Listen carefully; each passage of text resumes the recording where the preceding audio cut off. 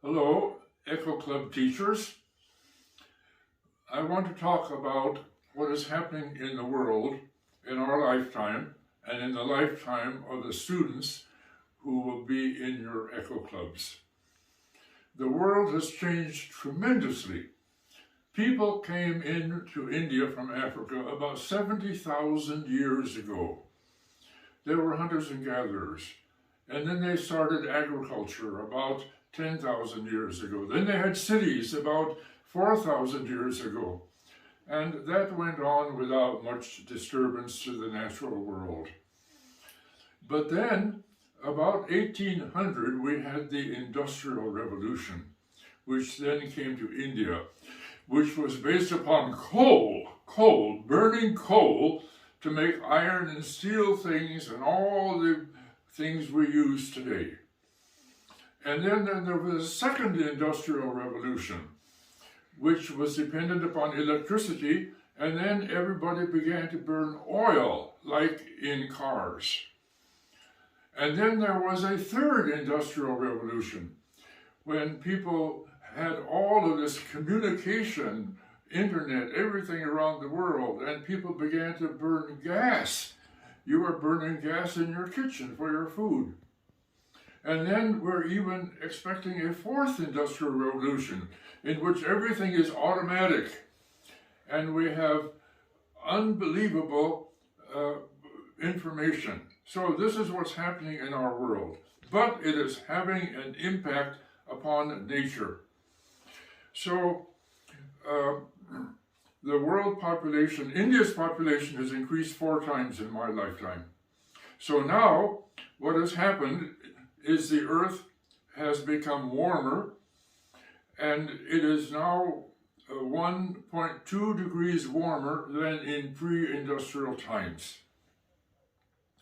It may not seem a lot like you, that the earth is 1.2 degrees warmer, but that has happened because we are burning coal, oil, and gas.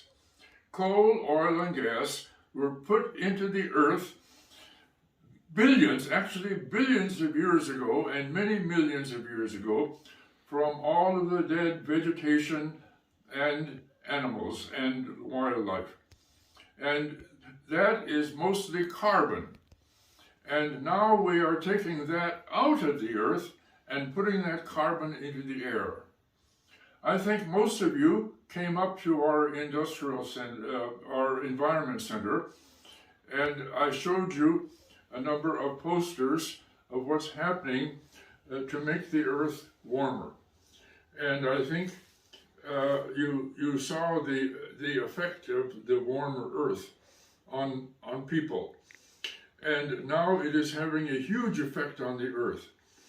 Do you understand how much there has been an increase of violent weather changes? In the last 50 years, the number of extreme weather events has increased 5 times. I don't know if you can see it here, but this is the Down to Earth magazine. I urge everybody to read this magazine if you can read English. It comes twice a week from Delhi. It shows here the number of extreme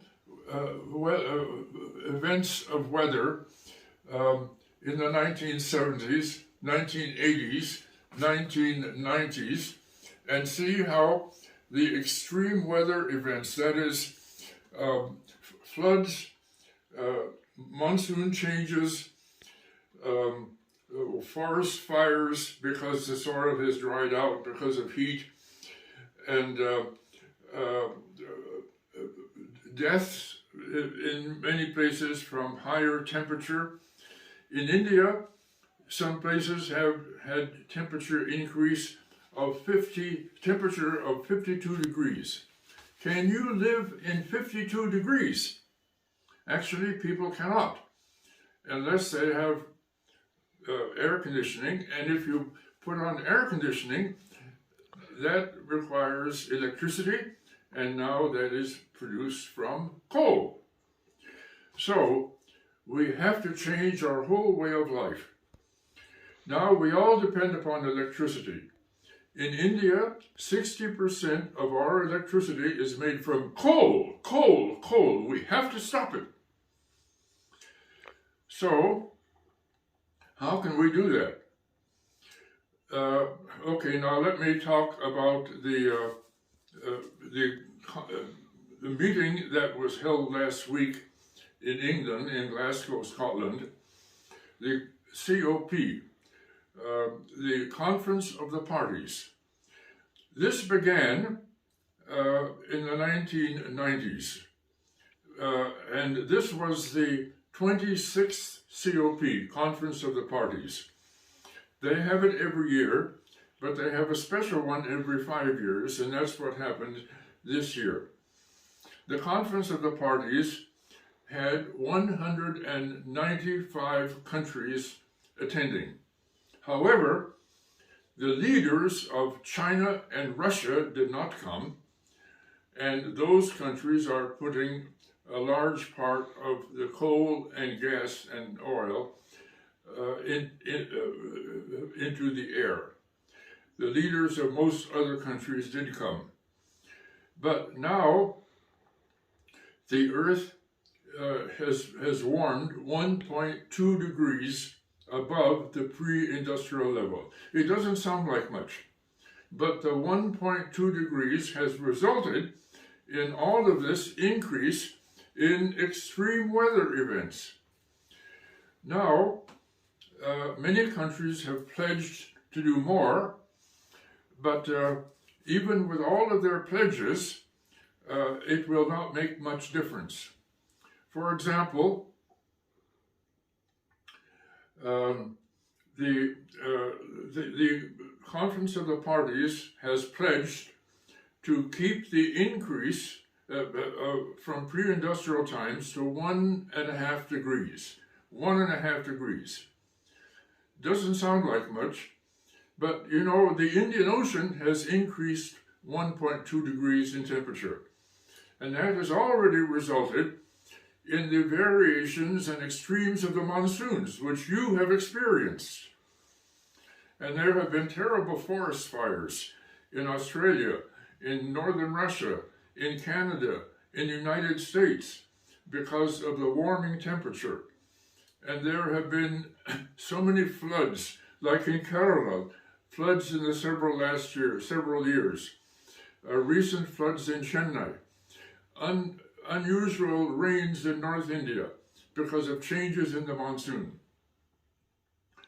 So, in spite of all of the pledges of the countries that they have given in the COP, in the different COP meetings, it is projected that the warming will increase 2.4 degrees.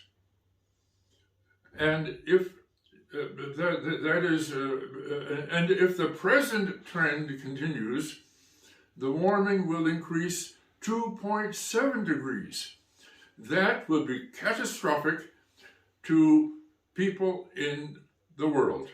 2.7 degrees will double the weather,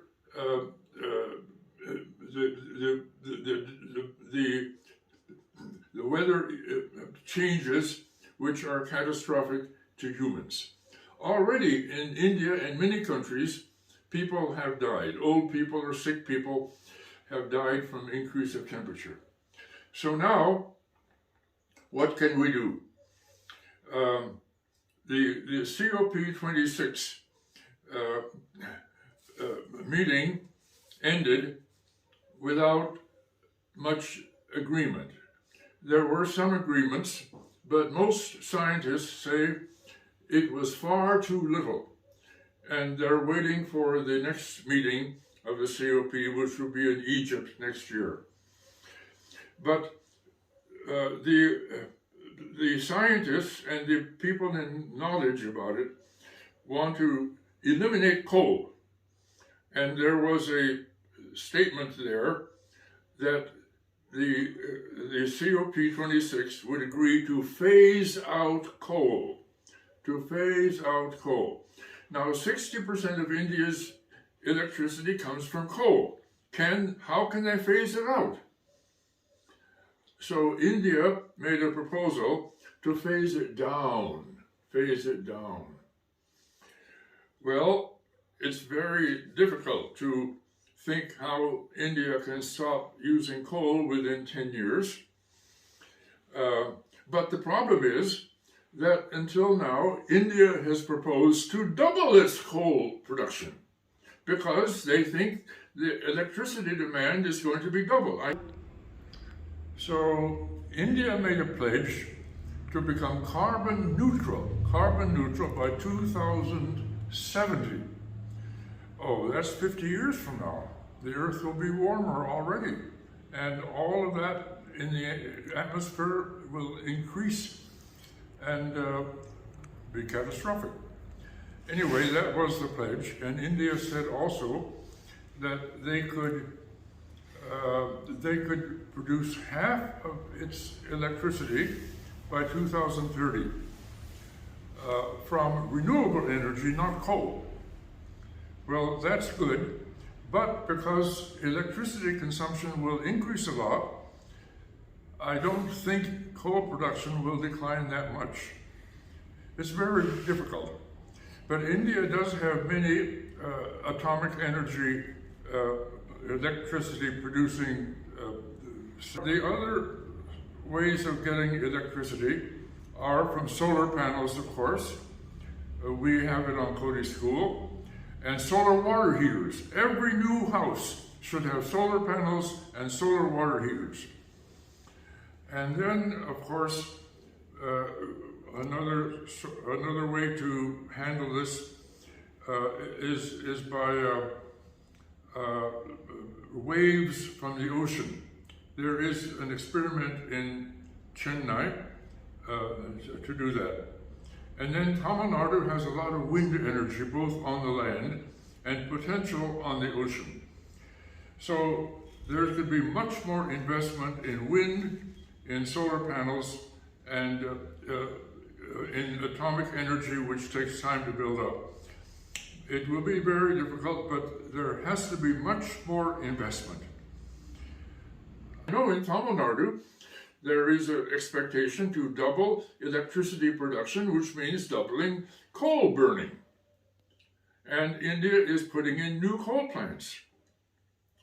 So it's very difficult. However, England has reduced its coal to 7%, and it is reducing its coal to 2% of electricity.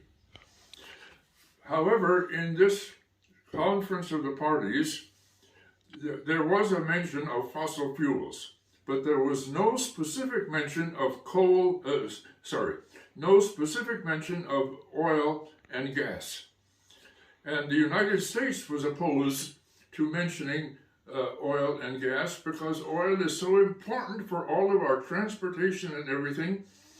And now gas is seen as an intermediary source of energy because its emission of carbon is about half that of coal.